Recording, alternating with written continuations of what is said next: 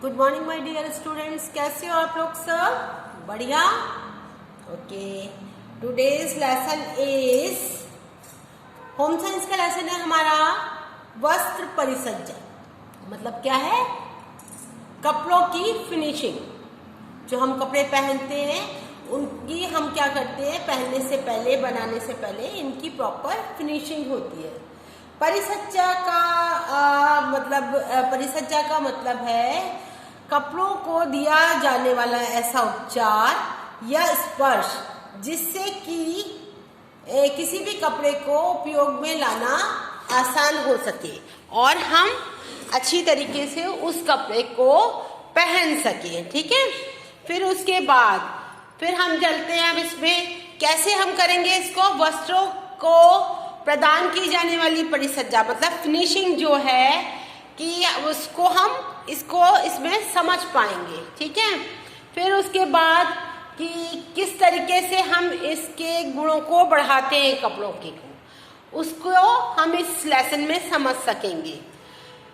परिसज्जा कपड़े को दिया जाने वाला वह उपचार है जो उसके रूप, स्पर्श को परिवर्तित करता है और उसका मेन जो मकसद है, क्यों करते हैं हम उसकी परिसज्जा, कि उसको अगर हम प्रयोग में लाएं तो वो अधिक उपयोगी हो। ठीक है, इसके बाद अब हम चलते हैं। परिसज्जा में कपड़े की सफाई, इस्त्री करके किसी प्रकार का सामान्य उपचार प्रदान करना।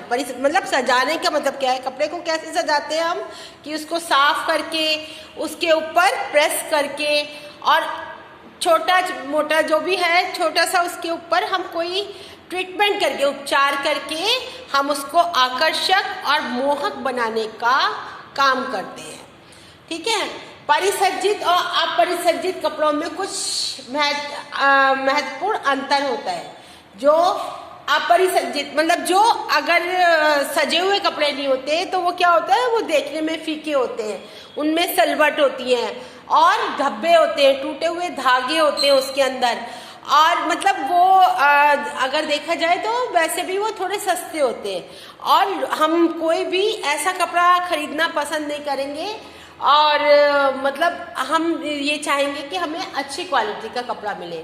और जो परिसज्जित कपड़े होते हैं वो कैसे होते हैं, वो चमकदार, आकर्षक, विभिन्न प्रकार के रंग, प्रिंट आदि में उपलब्ध होते हैं और वो क्या होते हैं, मुलायम होते हैं, चिकने होते हैं और उनके ऊपर कोई सलवट नहीं होती है और उसकी कीमत भी अन्य कपड़ों के से ज़्यादा होती है। ठीक है, अब इसका महत्व मैंने आपको पहले ही बता दिया कि कपड़े के रूप को सुधारती है और देखने में सुंदर लगता है।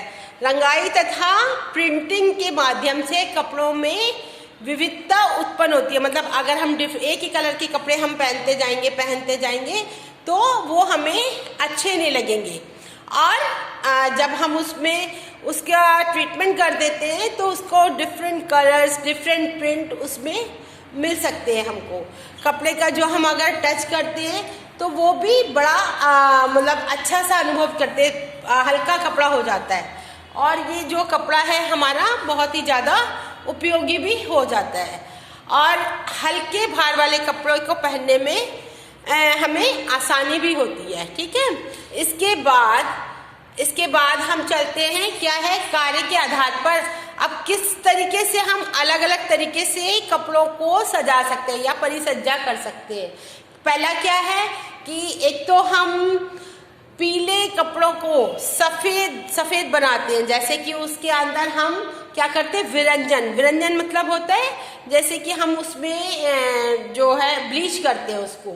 और पहले लोग जो थे सूती कपड़े को कड़क बनाने के लिए उसमें मांड लगाते थे, लेकिन आजकल तो डिफरेंट स्टाइल है, उसमें हम रिवाइव भी लगाते हैं, हम उसको कैलेंडरी भी कराते हैं, जो कि एक वो जो इसकी शॉप्स जो होती हैं उसके ऊपर होता है, ड्राई क्लीनिंग की शॉप पर। और जैसे किसी भी कपड़े को सुंदर रंग में रंगना या उस पर बहुत सुंदर प्रिंट होना, ये सब कुछ क्या है, उससे उसकी जो है क्वालिटी भी बढ़िया हो जाती है और वो देखने में भी बहुत सुंदर लगता है। ठीक है, अच्छा, अब ये है ये जो आपकी परिसज्जा है, सजावट है कपड़ों की, वो कितने तरह की होती है? अस्थाई परिसज्जा, टेम्परेरी, अर्थ टिकाऊ मतलब सेमी ड्यूरेबल, टिकाऊ मतलब ड्यूरेबल, और स्थायी यानी कि परमानेंट। 4 तरह की होती है। अस्थाई परिसज्जा में क्या होता है, जैसे कि वो बहुत टिकाऊ नहीं होती है, एक ही धुलाई होगी या ड्राई क्लीनिंग होगी तो वो कपड़ा साफ हो जाएगा, ठीक है। जैसे कि कपड़ों में हम सफ़ेद कपड़ों में नील लगाते हैं, मांड लगाते हैं, तो वो सब क्या हो गया, टेम्परेरी आपकी वो हो गई परिसज्जा। और अर्ध टिकाऊ सेमी ड्यूरेबल, जो कि जब तक मतलब कपड़े की धुलाई नहीं होती तब तक वो उसमें बनी रहती है। टिकाऊ ड्यूरेबल कौन सी है, जो जीवन काल तक बनी रहती, जब तक हमारे पास कपड़ा है उसके अंदर कोई भी फर्क नहीं आएगा।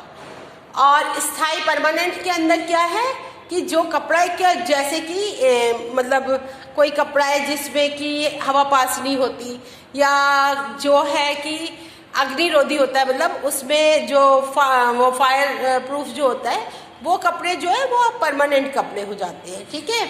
अब इसमें आ जाते हैं रासायनिक तथा यांत्रिक परिसज्जा। नाम बहुत शुष्क परिसज्जा। रासायनिक परिसज्जा कैसी है, केमिकल फिनिशिंग। उसके अंदर आप क्या करते हो कि उनको कपड़ों को केमिकली उनके ऊपर ट्रीटमेंट किया जाता है, जैसे कि अग्निरोधी और चिकनाईरोधी। जैसे किसी उसमें कहते हैं भाई इसमें ना कोई तेल घी के दाग नहीं लग सकते, तो उसको हम उसी तरीके से कर देते हैं। और मैकेनिकल फिनिशिंग में कौन कौन सा आ जाता है आपका, कि कपड़े को पीटना, ब्रश करना, ब्रश करके धोना, कैलेंडरिंग और फिलिंग आदि आ जाती है। ये सब क्या होती है, ये मैकेनिकल वो हो जाती है। अब जो ये इसमें है, इसको आपको सही रूप में लिखना है। कपड़े के रूप, कार्य निष्पादन तथा व्यवस्था में सुधार करने के लिए दिए जाने वाले उपचार को क्या कहते हैं, परिसज्जा। ये शब्द इधर उधर रिजम्बल हुए इसको आपको लगाना है। ये क्वेश्चन आता है जनरली एग्जाम के अंदर, और अभी पहले भी हमारा आया था। डैश तथा डैश कपड़ों में विविधता उत्पन्न करते हैं, रंगाई और प्रिंटिंग। रासायनिक परिसज्जा को क्या कहते हैं, नम परिसज्जा कहते हैं। जलरोधी परिसज्जा एक क्या है, मर्केंडाइन है।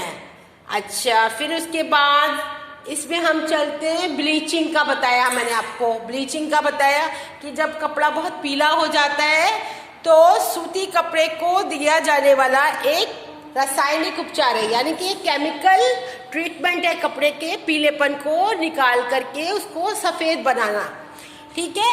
और इसके अलावा मंजाई क्या होती है, सफाई क्या है कि जैसे कि हमारे कपड़ों पे कोई दाग लग गया या किसी चीज़ का गंदा हो गया, तो क्या करते हैं हम उसको मंजाई गुनगुने पानी तथा साबुन के मिश्रण की सहायता से कपड़ों को साफ करने की औद्योगिक प्रक्रिया है। यह प्रक्रिया कपड़े को साफ करती है और अधिक अवशोषक बनाती है। मतलब उसमें क्या करते हैं, मंजाई के अंदर कपड़े को गुनगुने पानी यानी कि हल्के गर्म पानी से साफ करते हैं, साबुन लगा के उस पर सारे दाग हटाते हैं, ठीक है। इसके बाद हम चलते हैं, मैंने ब्लीचिंग का आपको समझा दिया। मांड लगाने में क्या होता है कि उसमें क्या है कि जैसे सूती कपड़ा है उसके अंदर हम अरारोट का या चावल का या रिवाइव से मांड लगाते हैं, जिससे कि वो कपड़ा कड़क हो जाता है और उसको अच्छी तरह प्रेस करके हम पहनते हैं, ठीक है। अब इसके बाद कैलेंडरिंग, जिसको क्या कहते हैं, औद्योगिक इस्त्री। उसमें क्या करते हैं कि हम शॉप पर जाते हैं, उसके ड्राई क्लीनिंग वाली शॉप पर जाते हैं और वहाँ जा कर के हम कपड़ों की कैलेंडरिंग कराते हैं। समझ में आया, कैलेंडरिंग कराते हैं। फिर उसके बाद प्री श्रिंकिंग यानी सिकुड़न पूर्व परिसज्जा। मतलब क्या है, धोने और जब हम कोई कपड़ा जैसे कई बार धोते हैं तो उसके बाद उसके आकार के अंदर, उसकी लंबाई और चौड़ाई के अंदर कमी आ जाती है, वो सिकुड़ जाती है। तो उसको हमें प्री श्रिंकिंग को हटाने के लिए हमें क्या करना पड़ता है, उसको सिकुड़न नियंत्रण का उपचार करना पड़ता है। उसमें हम क्या करते हैं, कैलेंडरी कराते हैं उसको, और जैसे आपने देखा होगा मम्मी ड्राई क्लीनिंग की शॉप पे जाती हैं और अपनी साड़ियों को चरक करवाते हैं, ठीक है। उसके बाद मर्सिजेशन, मर्सीकरण। मर्सीकरण में क्या होता है कि जैसे सूती कपड़ा है उसकी सलवटें उसमें क्या होती हैं, ऐसे सलवटें आसानी से पड़ जाती हैं, ठीक है। तो उसको क्या होता है कि अगर हमें उसे रंगना पड़े तो वो बहुत कठिन होता है, इसलिए उसमें सोडियम हाइड्रोक्लोराइड का से उपचार किया जाता है। किससे करते हैं? सोडियम हाइड्रोक्साइड से उपचार किया जाता है। उसके अंदर उसमें उस केमिकल के अंदर उसको डिप किया जाता है। उसके बाद में उसका सिलाई के लिए प्रयोग में होने वाले धागों को यूज किया जाता है, ठीक है। धोए और पहने, ये सबको पता है कि हम जैसे स्कूल से जाते हैं या कहीं भी है तो मम्मा फटाफट साबुन का पानी घोलती हैं और उसमें करके कपड़ा ब्रश से रगड़ के और पानी में निकाल के साफ करके बाहर डालती है। तो वो हमारा धोए और पहने। रंगाई और छपाई यानी कि डाइंग एंड प्रिंटिंग, उसमें भी आपको पता है क्या है कि जैसे मतलब एक ही प्रिंट के कपड़े हैं तो क्या होता है उसमें एक कलर में पहले उसको कपड़े को रंगा जाता है, उसके बाद फिर उसके ऊपर प्रिंटिंग की जाती है,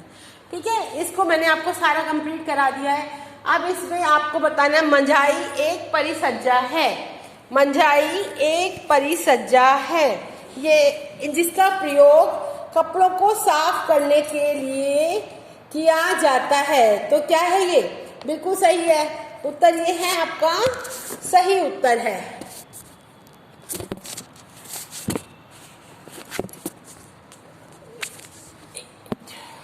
ठीक है। फिर सेकंड है हमारा विरंजन का कपड़े पर कोई हानिकारक प्रभाव नहीं होता। गलत। विरंजन को हमें, विरंजन क्या है, हमें बहुत ध्यान से करना चाहिए। यह रंग को नष्ट कर देता है। ब्लीचिंग जो है, ब्लीचिंग क्या है? ब्लीचिंग हम सिर्फ सफेद कपड़ों में करते हैं, ना कि हम किसी भी कलर्ड कपड़े में करेंगे। नहीं तो उससे क्या होगा, कपड़ा हमारा खराब हो जाएगा, उसका रंग खराब हो जाएगा। कपड़ों के सिकुड़न को घर में ही नियंत्रित किया जाता है। हाँ, अगर सही है ये कपड़े को रात भर अगर हम पानी में भिगो कर रखते हैं और उसमें से सिकुड़न जो है खत्म हो जाती है। आरकंडी का स्थायी रूप से कड़क कपड़ा है। सही है, आरकंडी जो है वो एक स्थायी रूप से कड़क ही कपड़ा है, क्योंकि और ये सूती कपड़े को चिकना, चमकदार तथा मजबूत बनाता है, ठीक है। फिर उसके बाद सिलाई के लिए मर्सीकृत धागे का प्रयोग करना चाहिए। बिल्कुल ठीक है, सही, क्योंकि जब धागा हमारा कैला होगा तभी तो मशीन में चल पाएगा, अदरवाइज वो चल ही नहीं सकता है। अच्छा, अब इसके बाद ये फिल इन द ब्लैंक्स है। मर्सीकरण एक क्या है? टिकाऊ परिसज्जा है। मर्सीकरण क्या है? एक टिकाऊ परिसज्जा है। सिकुड़न नियंत्रण को लेबल में क्या किया जाना चाहिए? सेंफोकृत, वॉश एंड वेयर एक क्या है? विशेष परिसज्जा है। मतलब धो और पहनो क्या है? एक विशेष परिसज्जा है। यदि धोने पर कपड़े का रंग नहीं निकलता तो वह कपड़ा क्या है? पक्का रंग का कपड़ा है। इसलिए आपको फिल इन द ब्लैंक्स है, ये आपको आराम से सब कर सकते हो, कोई मुश्किल चीज नहीं है इसमें। सब अपने कपड़े पहनते हैं, घर में देखते हैं कि हम वाइट कपड़े कैसे धोते हैं। वाइट कपड़े में अगर हमें पहनना है तो मम्मा कैसे इसमें नील लगाती हैं या उसको ब्लीच करती हैं, या कलर्ड कपड़ा है या साड़ी है तो हम उसको किस तरीके से उसको करेंगे, ठीक है। अब ये सही विकल्प चुन करके आपको बताना है। वस्त्र सफेद करने का तरीका क्या है? विरंजन। विरंजन मतलब क्या? ब्लीचिंग। रेशमी वस्त्रों में कड़ापन लाने के लिए क्या करते हैं हम? रेजिंग। सूती कपड़ा चिकना, चमकदार और मजबूत बनता है किससे? किससे बनता है? मर्सीकरण से, ठीक है। कपड़े के आकार में घटाव को कहते हैं सिकुड़ना। रिक्त स्थान भरना है। रंग डैश होना रंगीन कपड़े की महत्वपूर्ण विशेषता है। रंग क्या है? पक्का होना। डैश ऐसा वस्त्र है जिसमें फीके रंग को वरीयता दी जाती है। कौन सा? डेनिम, जैसे मैम ने पहना है, ठीक है। रंग सामग्री को प्राकृतिक और रासायनिक के रूप में वर्गीकृत किया जाता है। रंग कैसे, एक होता है आपके नेचुरल कलर्स होते हैं और एक आपके होते हैं आर्टिफिशियल कलर, तो उनको दोनों को हम वर्गीकृत करते हैं। नील एक क्या है, प्राकृतिक, जैसे हम हल्का सा नील लगाते हैं व्हाइट कपड़े में तो उसके अंदर हल्का सा खिलाव आ जाता है ब्लू, तो ये क्या है, प्राकृतिक कलर है। और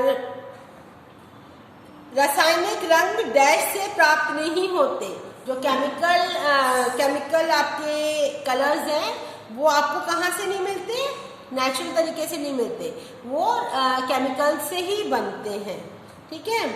फिर उसके बाद आप आ जाओ इसमें सफाई, विरंजन, मर्सीकरण, सिकुड़न, नियंत्रण। ये मैंने आपको सारा अभी बोर्ड पे समझाया एक एक चीज कि मंजाई और सफाई क्या होती है, ब्लीचिंग क्या होती है और आपकी मर्सीकरण क्या होता है, ये मैंने आपको बिल्कुल बहुत अच्छी तरीके से सब चीजें समझा दिया है। अच्छा, फिर इसके बाद हम आते हैं विभिन्न उपलब्ध डाई का वर्गीकरण करें। मतलब क्या है, दो तरह के कलर्स होते हैं, एक नेचुरल कलर्स होते हैं, एक आपके केमिकल कलर्स होते हैं। तो जैसे नेचुरल कलर तो हम किससे बनाते हैं, आपके मेहंदी से, केसर से, और किससे बनाते हैं, टेशू के फूल से। आपने देखा होगा ना होली में टेशू के फूल अगर हम भिगो के रखते हैं तो येलो कलर मिल जाता है, बहुत सुंदर बन जाता है। और इवन आप जैसे उसको जो बीट रूट होता है, बीट रूट को अगर हम भिगो तो हमें बहुत सुंदर रेड मैरून सा कलर मिलता है। तो ये सब क्या है आपके, ये जितने भी हैं ये सब आपके नेचुरल कलर्स हैं। और जो केमिकल्स कलर्स जो होते हैं वो केमिकल्स से ही बनते हैं, ठीक है। फिर उसके बाद हम आएंगे tie and dye. Tie and dye में क्या करते हैं, हम किसी भी एक सफ़ेद कपड़ा ले लेते हैं, उसके अंदर हम जैसे कहीं कहीं दूरी पर एक बीड बांध देते हैं, ऐसे बांध के उसको धागे से बांध के और पूरी तैयारी करते हैं, चाहे वो फ्लावर्स बनाने हो, चाहे आपने सर्कल्स बनाने हो, चाहे आपने उसमें डॉट्स बनाने हो। तो उसी हिसाब से हम जैसे कोई चने का दाना लिया या कोई छोटा मोती लिया, उसको कुछ थोड़ी थोड़ी दूर पर उसको बांध देते हैं और मतलब उसको फिर उसको गांठ बांध देते हैं और उसको तह करके रख देते हैं। फिर उसके बाद उसमें क्या करते हैं, उसको कलर के अंदर डिप करते हैं और उसको कलर में डिप करने के बाद थोड़े समय के बाद उसको हम बाहर निकालते हैं। बाहर निकाल के उसको सुखाते हैं। सुखाने के बाद जब वो सूख जाता है कपड़ा तो हम धीरे से उसके एक एक धागे को खोलते हैं, तो उसके अंदर बहुत सुंदर डिजाइन बन करके आ जाता है, ठीक है। ये आपको मैंने सारा पूरा कंप्लीट करा दिया है। अब इसके क्वेश्चंस आपको करने हैं। कपड़ों की परिसज्जा का क्या महत्व है, मर्सीकरण पर टिप्पणी लिखिए, यांत्रिक परिसज्जा से क्या तात्पर्य है। ये क्वेश्चन आंसर मैंने आपको सारा कंप्लीट कराया है। बहुत अच्छा सा लेसन है, छोटा सा लेसन है। इसे आराम से पढ़ करके समझ करके वीडियो से भी समझो, बुक से अच्छे से रीड करो, उसके बाद क्वेश्चन आंसर अपनी कॉपी के अंदर करो। Okay, bye bye, see you, have a good day.